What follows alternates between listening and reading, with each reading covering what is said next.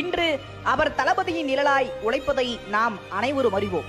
ஆனால் இந்த இடத்தை வந்து சேர அவர் எப்படியெல்லாம் உழைத்துள்ளார் என்பதை நாம் அறிவோமா?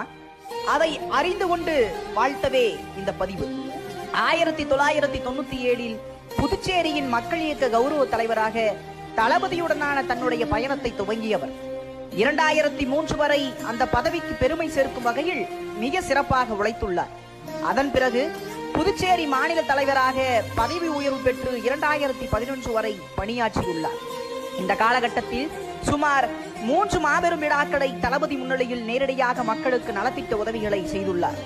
முதல் விழாவினை தளபதி மற்றும் புதுவை முதல்வர் ரங்கசாமி முன்னிலையிலும், 2ஆம் விழாவாக தானே புயலால் பாதிக்கப்பட்ட மீனவர்களுக்கு 18 படகுகளையும், 3வது விழாவாக கணினி இலவச பயிற்சி வகுப்புகளையும் தளபதி கரங்களால் நலத்திட்ட விழாவாக செய்துள்ளார்.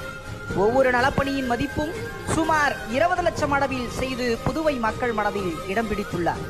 இதை தவிர தளபதி அல்லாமல் தளபதியின் தந்தை மற்றும் தனது தலைமையில் கிட்டத்தட்ட 7க்கும் மேற்பட்ட நலத்திட்ட விழாக்களை செய்துள்ளார். புதுவை மாநிலத்தில் மக்கள் இயக்கத்தை உத்வேகத்துடன் உழைத்து வளர்த்த பெருமை புசி என் ஆனந்த் எக்ஸ்-எம்எல்ஏ அவர்களையே சேரும்.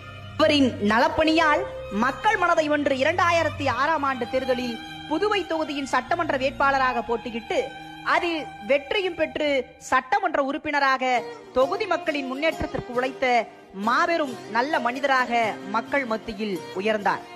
2011க்கு பிறகு இவரது பணிகளை பாராட்டி அகில இந்திய தளபதி மக்கள் இயக்கத்தின் மாநில பொறுப்பாளராக நியமிக்கப்பட்டு இன்று வரை அந்த பொறுப்பில் தன்னலமின்றி தளபதிக்காக உழைத்து தமிழகம், புதுவை மட்டுமல்லாமல் இந்தியாவின் பல்வேறு மாநிலங்களிலும், ஏன் தமிழர் வாழ் அயல் நாடுகளிலும் கூட மக்கள் இயக்கத்தை விரிவுபடுத்தி மக்கள் பணிகளில் ஈடுபட வழிநடத்தி கொண்டிருக்கிறார்.